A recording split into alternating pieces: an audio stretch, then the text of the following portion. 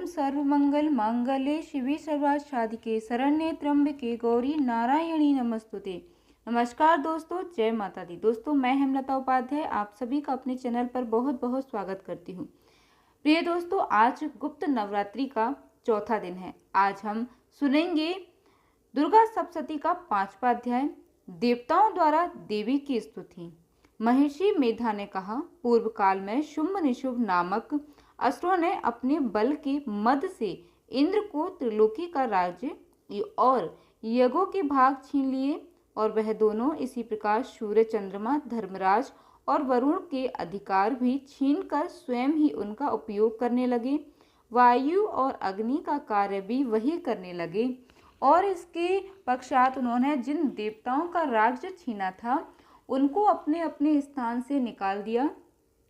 इस तरह से अधिकार छीने हुए दैत्यों तथा दैत्यों द्वारा निकाले हुए देवता अपराजिता देवी का स्मरण करने लगे कि देवी ने हमको वर दिया था कि मैं तुम्हारी संपूर्ण विपत्तियों को नष्ट करके रक्षा करूंगी।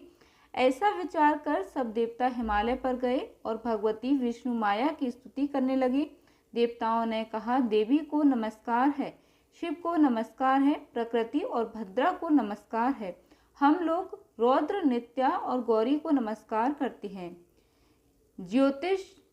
ज्योतिषमयी, चंद्रूपिणी व सुख रूपा देवी को निरंतर नमस्कार है। शरणागतों का कल्याण करने वाली वृद्धि और सिद्धि रूपा देवी को हम बार बार नमस्कार करते हैं। और नैऋति राजाओं की लक्ष्मी तथा सर्वाणी को नमस्कार है। दुर्गा को दुर्ग स्थलों को पार करने वाली दुर्गपारा को सारा सर्वकारिणी ख्याति कृष्ण और धूम्र देवी को सदैव नमस्कार है। अत्यंत सौम्य तथा अत्यंत रौद्र रूपा को हम नमस्कार करते हैं, उन्हें हमारा बारंबार प्रणाम है। जगत की आधारभूत प्रति देवी को बार बार नमस्कार करते हैं। जिस देवी को प्राणी मात विष्णु माया कहते हैं उसको नमस्कार है, उसको नमस्कार है, उसको नमस्कार है। जो देवी संपूर्ण प्राणियों में चेतना कहलाती हैं उसको नमस्कार है, उसको नमस्कार है, उसको नमस्कार है। जो देवी संपूर्ण प्राणियों में बुद्धि रूप से स्थित है उनको नमस्कार है, उसको नमस्कार है, उसको नमस्कार है। जो देवी सब प्राणियों में इंद्र रूप से विराजमान है उसको नमस्कार है, उसको नमस्कार है, उसको नमस्कार है। जो देवी संपूर्ण प्राणियों में क्षुधा रूप से विराजमान है उसको नमस्कार है, उसको नमस्कार है, उसको नमस्कार है। जो देवी संपूर्ण प्राणियों में छाया रूप से स्थित है उनको नमस्कार है, उनको नमस्कार है, उनको नमस्कार है। जो देवी सब प्राणियों में शक्ति रूप से स्थित है उनको नमस्कार है, उनको नमस्कार है, उनको नमस्कार है। जो देवी संपूर्ण प्राणियों में तृष्णा रूप से स्थित है उनको नमस्कार है, उनको नमस्कार है, उनको नमस्कार है। जो देवी सब प्राणियों में शांति रूप से स्थित है उनको नमस्कार है, उनको नमस्कार है, उनको नमस्कार है। जो देवी सब प्राणियों में जाति रूप से स्थित है उनको नमस्कार है, उनको नमस्कार है, उनको नमस्कार है। जो देवी सब प्राणियों में लज्जा रूप से स्थित है उनको नमस्कार है, उनको नमस्कार है, उनको नमस्कार है। जो देवी संपूर्ण प्राणियों में श्रद्धा रूप से स्थित है उनको नमस्कार है, उनको नमस्कार है, उनको नमस्कार है। जो देवी संपूर्ण प्राणियों में कांति रूप से स्थित है, जो देवी सब प्राणियों में लक्ष्मी रूप से स्थित है उनको नमस्कार है, उनको नमस्कार है, उनको नमस्कार है। जो देवी संपूर्ण प्राणियों में व्रती रूप से स्थित है उसको नमस्कार है, उसको नमस्कार है, उसको नमस्कार है। जो देवी सब प्राणियों में स्मृति रूप से विराजमान है उनको नमस्कार है, उनको नमस्कार है, उनको नमस्कार है। जो देवी सब प्राणियों में दया रूप से स्थित है वह सबको नमस्कार है, उनको नमस्कार है। जो देवी सब प्राणियों में तुष्टि रूप से स्थित है उनको नमस्कार है, उनको नमस्कार है, उनको नमस्कार है। जो देवी संपूर्ण प्राणियों में मात्र रूप से स्थित है उनको नमस्कार है, उनको नमस्कार है, उनको नमस्कार है। जो देवी संपूर्ण प्राणियों में भ्रांति रूप से स्थित है उनको नमस्कार है, उसको नमस्कार है, उनको नमस्कार है। जो देवी संपूर्ण प्राणियों में नित्य व्याप्त रहती हैं उसको नमस्कार है, उसको नमस्कार है, उसको नमस्कार है। जो देवी चैतन्य रूप से संपूर्ण संसार को व्याप्त करके स्थित है उनको नमस्कार है, उनको नमस्कार है, उनको नमस्कार है। पूर्व काल में देवताओं ने अपने अभीष्ट फल पाने के लिए जिसकी स्तुति की है और देवराज इंद्र ने बहुत दिनों तक जिसका सेवन किया है वह कल्याण की साधना भूता ईश्वरी हमारा कल्याण और मंगल करें तथा सारी विपत्तियों को नष्ट कर डालें। असुरों की सताए हुए हम संपूर्ण देवता उस परमेश्वरी को इस समय नमस्कार करते हैं तथा जो भक्ति पूर्वक स्मरण किए जाने पर तुरंत ही सब विपत्तियों को नष्ट कर देती है। वह जगदम्बा इस समय भी हमारा मंगल करके हमारी समस्त विपत्तियों को दूर करें। महर्षि मेधा ने कहा, हे राजन, इस प्रकार जब देवता स्तुति कर रहे थे तो उसी समय पार्वती देवी गंगा में स्नान करने के लिए आई।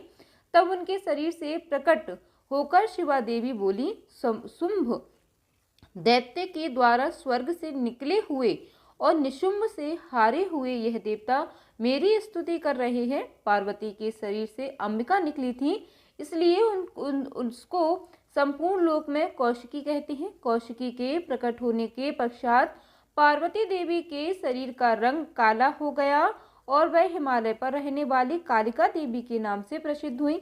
फिर शुंभ और निशुंभ के दूत चंडमुंड वहां आए और उन्होंने परम मनोहर रूप वाली अंबिका देवी को देखा। फिर वह शुंभ के पास जाकर बोले, महाराज, एक अत्यंत सुंदर स्त्री हिमालय को प्रकाशित कर रही है। वैसा रंग रूप आज तक हमने किसी स्त्री में नहीं देखा। हे सुरेश्वर, आप यह पता लगाएं कि वह कौन है और उसको ग्रहण कर लें। वह स्त्री स्त्रियों में रत्न है। वह अपनी कांति से दसों दिशाओं को प्रकाशित करती हुई वहां स्थित है, इसलिए आपका उसको देखना उचित है। हे प्रभु, तीनों लोकों के हाथी, घोड़े और मणि इत्यादि जितने रत्न हैं वह सब इस समय आपके घर में शोभायमान है। हाथियों में रत्न रूप ऐरावत हाथी और उच्चेश्रवा नामक घोड़ा तो आप इंद्र से ले आए हैं। हंसों द्वारा जुता हुआ विमान जो कि ब्रह्मा जी के पास था अब भी आपके पास है, और यह महापग नामक खजाना आपने कुबेर से छीना है। समुद्र ने आपको सदा खिले हुए फूलों की किंजलिकनी नामक माला दी है। वरुण का चंदन की वर्षा करने वाला छत्र आपके पास है। रथों में श्रेष्ठ प्रजापति का रथ भी आपके पास है। हे दैत्येंद्र, मृत्यु से उत्क्रांतिका नामक शक्ति भी आपने छीन ली, और वरुण का पास भी आपके भ्राता निशुंभ के अधिकार में है, और जो अग्नि में ना जल सके ऐसे तो वस्त्र भी अग्निदेव ने आपको दिए हैं। हे दैत्यराज, इस प्रकार सारी रत्न रूपी वस्तुएं आप संग्रह कर चुके हैं, तो फिर आप यह कल्याणकारी स्त्रियों में रत्न रूप अनुपम स्त्री आप क्यों नहीं ग्रहण करते? महर्षि मेधा बोले, चंडमुंड का यह वचन सुनकर शुंभ ने विचारा कि सुग्रीव को अपना दूत बनाकर देवी के पास भेजा जाए। प्रथम उसको सब कुछ समझा दिया और कहा कि वहां जाकर तुम उसको अच्छी तरह से समझाना और ऐसा उपाय करना जिससे वह प्रसन्न होकर तुरंत मेरे पास चली आए। भली प्रकार समझाकर कहना। दूत सुग्रीव पर्वत के उस रमणीय भाग में पहुंचा जहां देवी रहती थी। दूत ने कहा, हे देवी, दैत्यों के राजा शुंभ जो इस समय तीनों लोकों के स्वामी है, मैं उसका दूत हूँ और यहाँ तुम्हारे पास आया हूँ। संपूर्ण देवता उसकी आज्ञा एक स्वर से मानते हैं। अब जो कुछ उसने कहलाया भेजा है वह सब सुनो। उसने कहा है, इस समय संपूर्ण त्रिलोकी मेरे वश में है और संपूर्ण यज्ञों के भाग को पृथक पृथक मैं ही लेता हूँ, और तीनों लोकों में जितने श्रेष्ठ रत्न हैं वह सब मेरे पास हैं। देवराज इंद्र का वाहन ऐरावत मेरे पास है जो मैंने छीन लिया है। उच्चेश्रवा नामक घोड़ा भी जो क्षीर सागर मंथन करने से प्रकट हुआ था उसे देवताओं ने मुझे समर्पित किया है। हे सुंदरी, इनके अतिरिक्त और भी जो रत्न भूषण पदार्थ देवताओं के पास थे वह सब मेरे पास हैं। देवी, हे देवी, मैं तुम्हें संसार की स्त्रियों में रत्न मानता हूँ क्योंकि रत्नों का उपभोग करने वाला मैं ही हूँ। हे चंचल कटाओं वाली सुंदरी, अब यह मैं तुझ पर छोड़ता हूँ कि तू मेरे या मेरे भाई महापराक्रमी निशुंभ की सेवा में आ जाए। यदि तू मुझे वरेगी तो तुझे अतुल महान ऐश्वर्य की प्राप्ति होगी। अतः तुम अपनी बुद्धि से यह विचार कर मेरे पास चली आओ। महर्षि मेधा ने कहा। दूत का ऐसा कहने पर संपूर्ण जगत का कल्याण करने वाली भगवती दुर्गा मन ही मन मुस्कुराई और इस प्रकार कहने लगी। देवी ने कहा, हे दूत, जो कुछ कह रहा है वह सत्य है और इसमें किंचित मात्र भी झूठ नहीं है। शुंभ इस समय तीनों लोकों का स्वामी है और निशुंभ भी उसी की तरह पराक्रमी है, किंतु इसके संबंध में मैं जो प्रतिज्ञा कर चुकी हूँ उसे मैं कैसे झुठला सकती हूँ। अतः तू मैंने जो प्रतिज्ञा की है उसे सुन। जो मुझे युद्ध में जीत लेगा और मेरे अभिमान को खंडित करेगा तथा बल मेरे समान होगा वही मेरा स्वामी होगा। इसलिए शुंभ अथवा निशुंभ यहाँ आवे और युद्ध में जीतकर मुझसे विवाह कर ले। इसमें भला देर की क्या आवश्यकता है।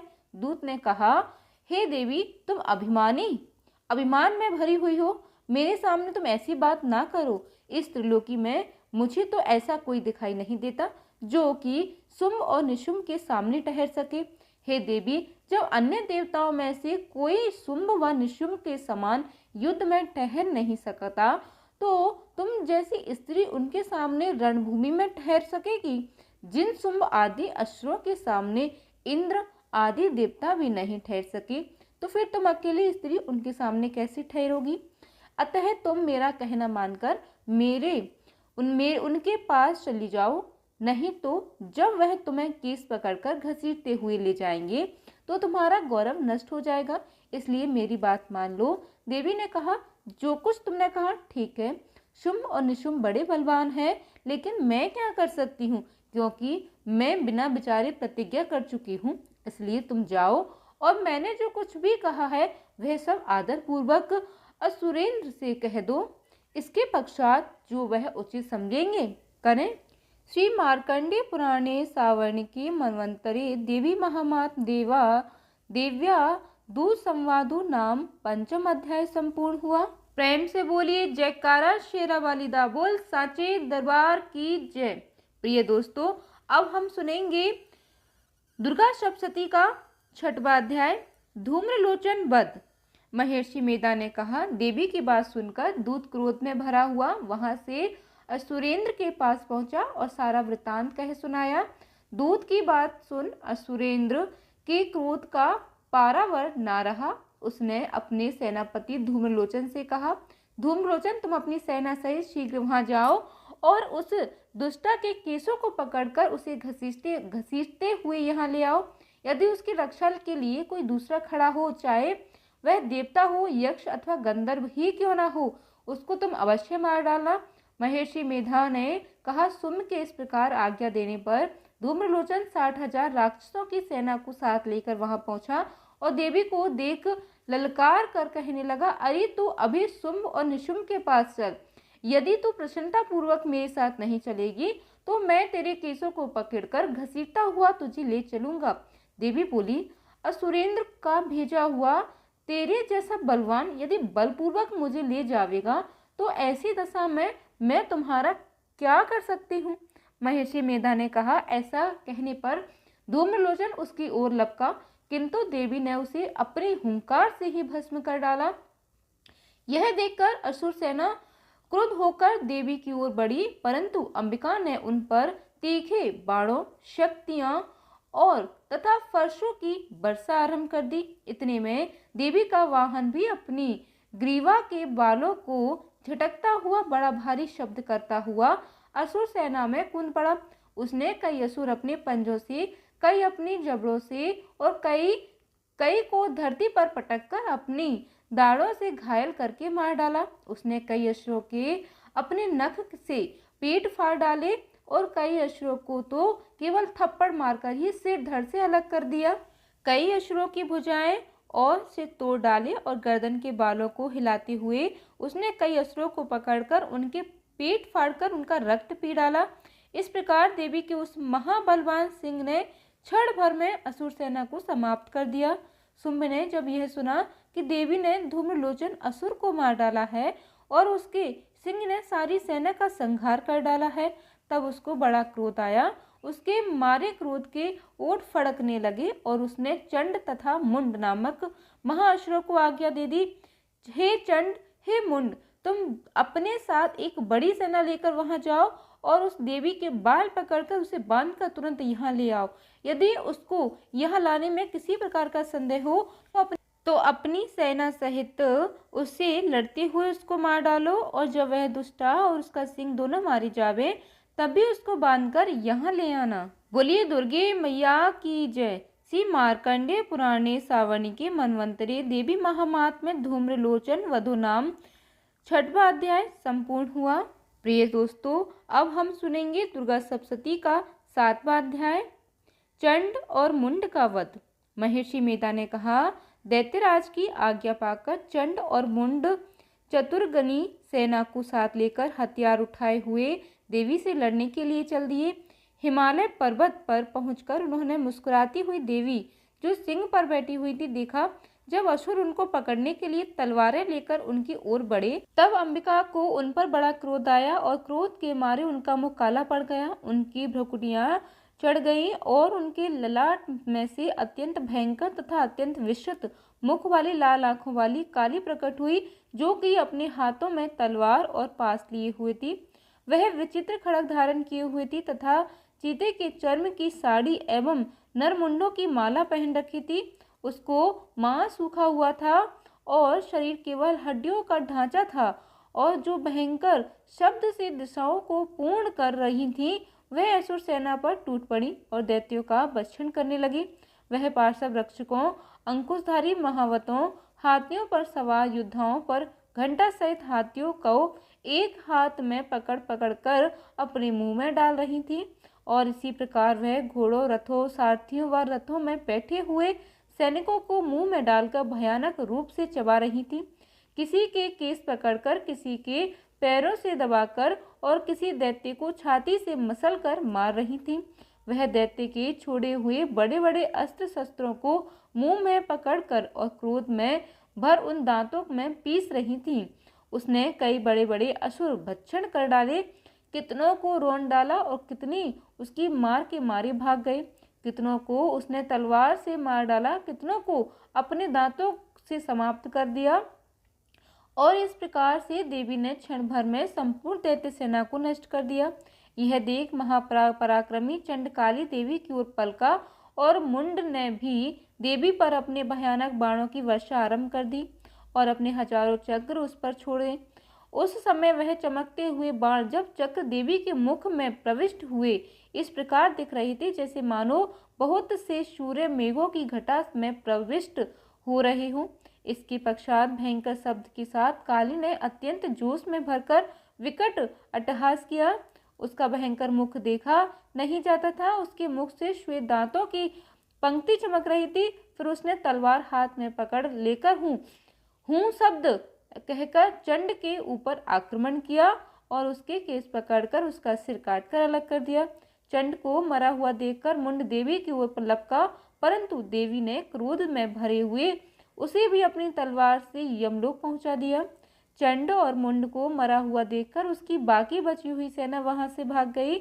इसके पश्चात काली चंड और मुंड के कटे हुए शिरों को लेकर चंडिका के पास गई और प्रचंड अट्टहास के साथ कहने लगी, हे देवी, चंड और मुंड दो महादैत्यों को मारकर तुमने भेंट कर दिया है। अब शुंभ और निशुंभ को तुमको स्वयं वध करना है। महर्षि मेधा ने कहा, वहां लाए हुए चंड और मुंड के सिरों को देखकर कल्याणकारी चंडी ने काली से मधुर वाणी में कहा, हे देवी, तुम चूंकि चंड और मुंड को मेरे पास लेकर आई हो, अतः संसार में चामुंडा के नाम से तुम्हारी ख्याति होगी। बोली चामुंडा मैया की जय। श्री मार्कंडेय पुराणे सावर्ण के मनवंतरे देवी महात्म्य चंड मुंड वधु नामक 7वां अध्याय संपूर्ण हुआ। प्रिय दोस्तों, अब हम सुनेंगे दुर्गा सप्तशती का 8वां अध्याय रक्त बीज वध। महर्षि मेधा ने कहा, चंड और मुंड नामक असुरों के मारे जाने से और बहुत सी सेना के नष्ट हो जाने से असुरों के राजा प्रतापी शुंभ ने क्रोध युक्त होकर अपनी संपूर्ण सेना को युद्ध के लिए तैयार होने की आज्ञा दी। उसने कहा, अब उदयुद्ध नामक 86 असुर सेनापति अपनी सेनाओं के साथ युद्ध के लिए जाएं और कंबु नामक 84 सेनापति भी युद्ध के लिए जाएं और कोटिवीर नामक 50 सेनापति और धौम्रकुल नाम से 100 सेनापति प्रस्थान करें। कालक, दोहद्र, मौर्य और काल के यह दैत्य भी मेरी आज्ञा से सचकर युद्ध के लिए कूच करें। भयानक शासन करने वाला असुरों का स्वामी शुंभ इस प्रकार आज्ञा देकर बहुत बड़ी सेना के साथ युद्ध के लिए चला। उसकी सेना को अपनी ओर आता देखकर चंडिका ने अपनी धनुष की टंकोर से पृथ्वी और आकाश के बीच का भांग गुंजा दिया। हे राजन, इसके पश्चात देवी के सिंह ने दहाड़ना आरंभ कर दिया और अंबिका के घंटे के शब्दों ने उस ध्वनि को और भी बढ़ा दिया। धनुष की टंकोर से शेर की दहाड़ और घंटे के शब्द से पृथ्वी और आकाश के बीच का भाग गूंज उठा और इसके साथ ही देवी ने अपने मुख को और भी भयानक बना लिया। ऐसे भयंकर शब्दों को सुनकर राक्षसी सेना ने देवी तथा सिंह के चारों ओर से घेर लिया। हे राजन, उस समय दैत्यों का नाश के लिए और देवताओं के हित के लिए ब्रह्मा, शिव, कार्तिकेय, विष्णु तथा इंद्र आदि देवों की शक्तियां जो अत्यंत पराक्रम बल से संपन्न थी, उनके शरीर से निकल कर उसी रूप में चंडिका देवी के पास गईं। जिस देवता का जैसा रूप था, जैसे आभूषण थे और जैसा वाहन था, वैसा ही रूप, आभूषण और वाहन लेकर उन देवताओं की शक्तियां दैत्यों से युद्ध करने के लिए आईं। हंस युक्त विमान में बैठकर और रुद्राक्ष की माला तथा कमंडलू धारण करके ब्रह्मा जी की शक्ति आई। वृषभ पर सवार होकर, हाथ में त्रिशूल लेकर, महानाग का कंकड़ पहनकर और चंद्र रेखा की भूषित होकर भगवान शंकर की शक्ति माहेश्वरी आई। और मोर पर आरूढ़ होकर हाथ में शक्ति लिए दैत्यों से युद्ध करने के लिए कार्तिकेय जी की शक्ति उन्हीं का रूप धारण करके आई। भगवान विष्णु की शक्ति गरुड़ पर सवार होकर शंख, चक्र, शांग, गदा, धनुष तथा खड़ग हाथ में लिए हुए आई। श्री हरि की शक्ति वाराही वाराह का शरीर धारण करके आई और नरसिंह के समान शरीर धारण करके उनकी शक्ति नरसिंही भी आई। उसकी गर्दन के झटकों से आकाश के तारे टूट पड़ते थे और इसी प्रकार देवराज इंद्र की शक्ति ऐन्द्री भी ऐरावत के ऊपर सवार होकर आई। पश्चात इन देव शक्तियों से घिरे हुए भगवान शंकर ने चंडिका से कहा, मेरी प्रसन्नता के लिए तुम शीघ्र ही इन असुरों को मारो।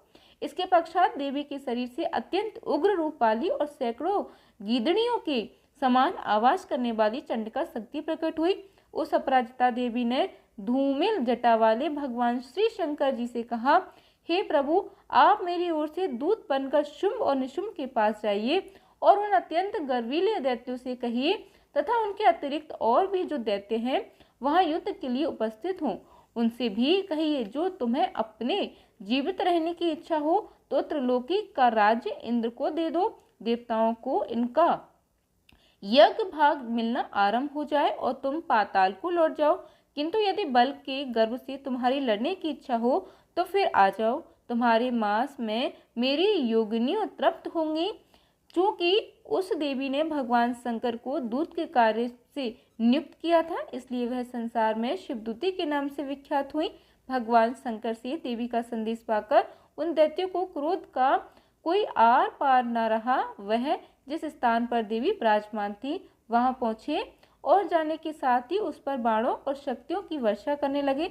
देवी ने उनके फेंके हुए बाणों, शक्तियों, त्रिशूल और फरसों को अपने बाणों से काट डाला और काली देवी उस देवी के साथ आगे खड़ी होकर शत्रुओं को त्रिशूल से विदीर्ण करने लगी और खटवांग से कुचलने लगी। ब्रह्माणी जिस तरफ दौड़ती थी उसी तरफ अपने कमंडलू का जल छिड़क कर दैत्यों के वीर व बल को नष्ट कर देती थी और इसी प्रकार माहेश्वरी त्रिशूल से, वैष्णवी चक्र से और अत्यंत कोप वाली कौमारी शक्ति द्वारा असुरों को मार रही थी। और ऐन्द्री के बाजू के प्रहार से सैकड़ों दैत्य रक्त की नदियां बहाते हुए पृथ्वी पर सो गए। वाराही ने कितने ही राक्षसों को अपनी थूथन द्वारा मृत्यु को घाट उतार दिया। दाढ़ों के अग्रभाग से कितने ही राक्षसों की छाती को चीर डाला और चक्र की चोट से कितनों को ही विदीर्ण करके धरती पर डाल दिया। बड़े बड़े राक्षसों को नारसिंगी अपने नखों से विदीर्ण करके भक्षण कर रही थी और सिंहनाद से चारों दिशाओं को गुंजाती हुई रणभूमि में विचर रही थी। शिवदूती के प्रचंड अट्टहास के से कितने ही दैत्य भयभीत होकर पृथ्वी पर गिर पड़े और उनके गिरते हुए भय उनको भक्षण कर गई। इस तरह क्रोध में भरे हुए मातृगणों द्वारा नाना प्रकार के उपायों से बड़े बड़े असुरों को मरते हुए देखकर राक्षसी सेना भाग खड़ी हुई और उनको इस प्रकार भागता देख रक्तबीज नामक महापराक्रमी राक्षस क्रोध में भरकर युद्ध के लिए आगे बढ़ा। उसके शरीर से रक्त की बूंदें पृथ्वी पर जैसे ही गिरती थी, तुरंत वैसे ही शरीर वाला तथा वैसा ही बलवान दैत्य पृथ्वी से उत्पन्न हो जाता था। रक्तबीज गदा हाथ में लेकर ऐन्द्री ने गदा से रक्तबीज को चोट पहुंचाई और वैष्णवी चक्र से घायल होने पर उसके शरीर से जो रक्त बहा उसे हजारों महाअसुर उत्पन्न हुए, जिनके द्वारा यह जगत व्याप्त हो गया। कौमारी ने शक्ति से, वाराही ने खड़ग से और माहेश्वरी ने त्रिशूल से उसको घायल किया। इस प्रकार क्रोध में भरकर उस महादैत्य ने सब मात्र शक्तियों पर पृथक पृथक गदा से प्रहार किया और माताओं ने शक्ति तथा शूल इत्यादि से उसको बार बार घायल किया। उसको सैकड़ों महादैत्य उत्पन्न हुए और इस प्रकार उस रक्तबीज के रुधिर से उत्पन्न हुए अश्रुओं से संपूर्ण जगत व्याप्त हो गया, जिससे देवताओं को भय हुआ। देवताओं को भयभीत देखकर चंडिका ने काली से कहा, हे चामुंडे, अपने मुख को बड़ा करो और मेरे शस्त्रघात से उत्पन्न हुए रक्त बिंदुओं तथा रक्त बिंदुओं से उत्पन्न हुए महाअश्रुओं को तुम अपने इस मुख में भक्षण करती जाओ। इस प्रकार रक्त बिंदुओं से उत्पन्न हुए महादैत्य को भक्षण करती हुई तुम रणभूमि में विचरो। इस प्रकार रक्त क्षीण होने से यह दैत्य नष्ट हो जाएगा। तुम्हारे भक्षण करने के कारण अन्य दैत्य नहीं होंगे। काली इस प्रकार कहकर चंडिका देवी ने रक्त बीज पर अपने त्रिशूल से प्रहार किया और काली देवी ने अपने मुख में उसका रक्त ले लिया। तब उसने गदा से चंडिका पर प्रहार किया। प्रहार में चंडिका को तनिक भी कष्ट न हुआ, किंतु रक्त बीज के शरीर से बहुत सा रक्त बहने लगा। लेकिन उसके गिरने के साथ ही काली ने उसको अपने मुख में ले लिया। काली के मुख में से उस रक्त से जो अश्रु उत्पन्न हुए उनको उसने भक्षण कर लिया और रक्त को पीती गई। तदनंतर देवी ने रक्त बीज को, जिसका कि खून काली ने पिया था, चंडिका ने उस दैत्य को वज्र, बाण, खड़ग तथा ऋषि इत्यादि से मार डाला। हे राजन, अनेक प्रकार के शस्त्रों से मारा हुआ और खून से वंचित वह महादैत्य रक्त बीज पृथ्वी पर गिर पड़ा। हे राजन, उसके गिरने से देवता अत्यंत प्रसन्न हुए और माताएं उन अश्रुओं का रक्त पीने के पश्चात उद्धत होकर नृत्य करने लगी। प्रेम से बोलिए अम्बे माँ की जय।